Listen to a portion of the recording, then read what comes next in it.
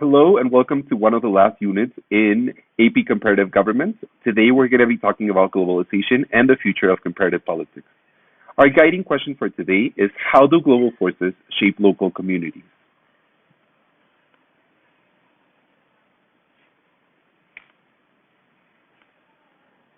Our objectives for today are to define globalization, describe how political globalization challenges sovereignty, compare how economic globalization can transform markets and property within and between countries, to analyze how societal globalization may undermine old identities and to create new ones. Globalization is a system in which human beings are no longer part of isolated communities that are linked through narrow channels of diplomatic relations or trade.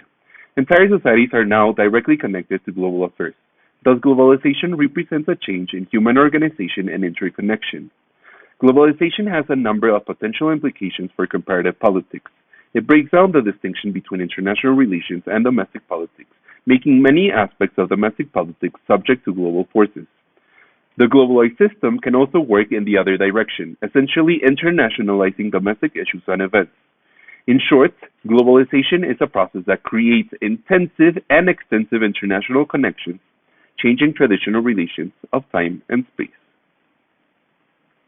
Globalization is associated with the growing power of a host of non-state and suprastate entities. Most can be grouped into three distinct categories: multinational corporations, non-governmental organizations, and international organizations.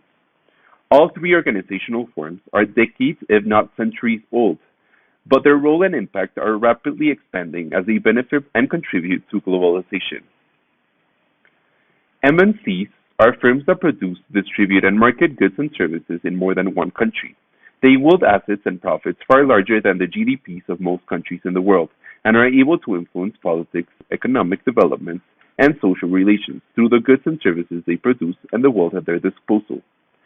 NGOs are national and international groups that are independent of any state and pursue policy objectives and foster public participation. Some, such as Greenpeace and Amnesty International, can shape domestic and international politics by mobilizing public support across the globe. IGOs groups are groups that are created by states to serve particular policy ends. These include the United Nations, the World Trade Organization, the European Union, and the Organization of American States. In some cases, these forms of organizations are part of a broader international regime. These type of regimes function in the same way, but they link states together through rules and norms that shape their relationships to one another, usually regarding some specific issues such as greenhouse gases or trade. The Paris Peace Accord is a way to understand the international regime because those countries are coming together to deal with those greenhouse gases and climate change altogether. So in terms of the components of international regimes, we're going to have international agreements and law, international organizations and bureaucracy, international institutions, soft norms, rules, and principles that the societies at large within those international regimes are going to have, and specific networks between those countries.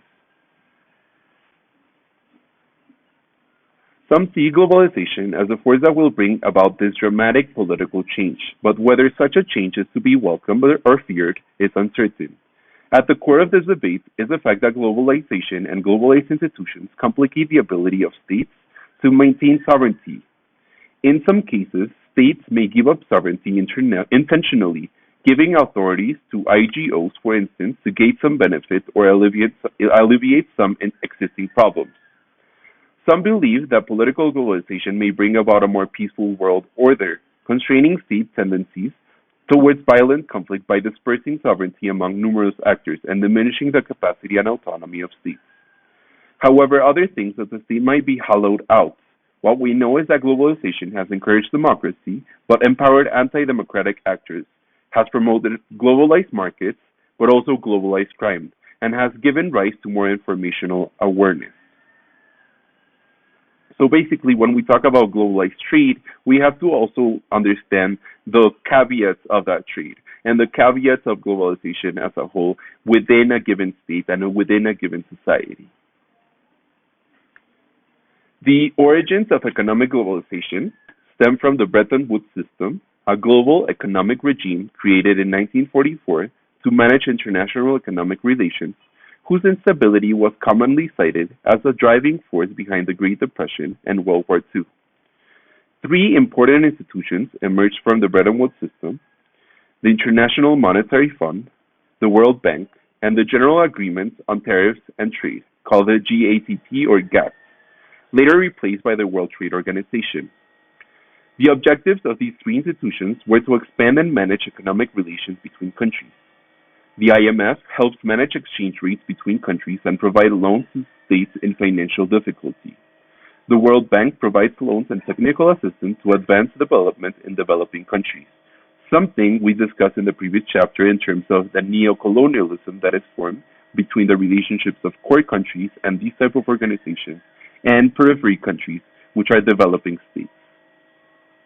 The World Trade Organization oversees trade agreements between the member states to lower tariffs and remove other non-tariff barriers in order to increase trade and increase that interconnection globally.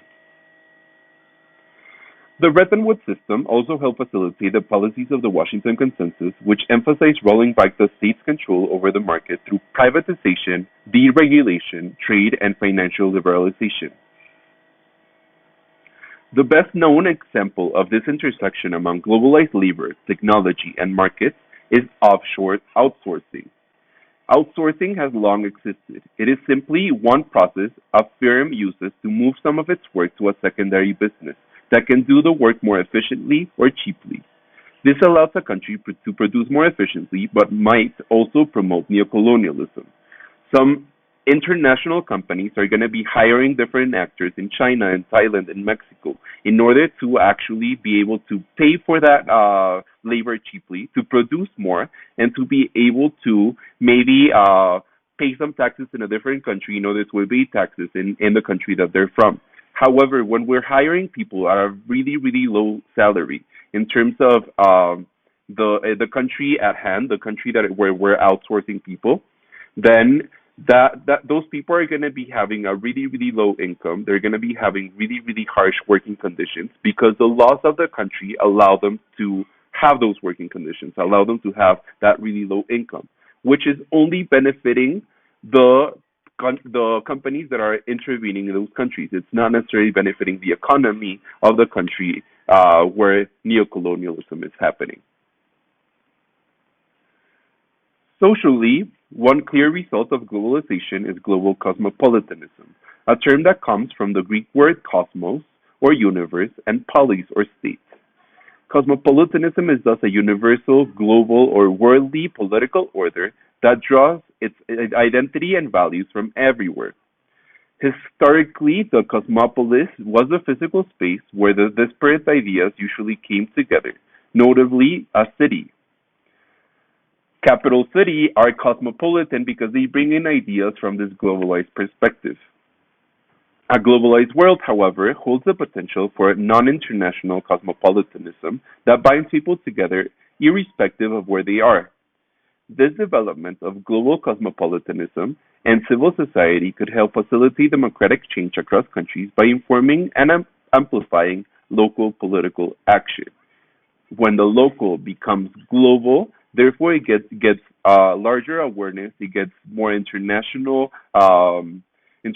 involvement, and therefore change might be possible in a country where it has not been possible before. So again, thank you so much to Patrick O'Neill, and we recognize the authors of the media content in this presentation.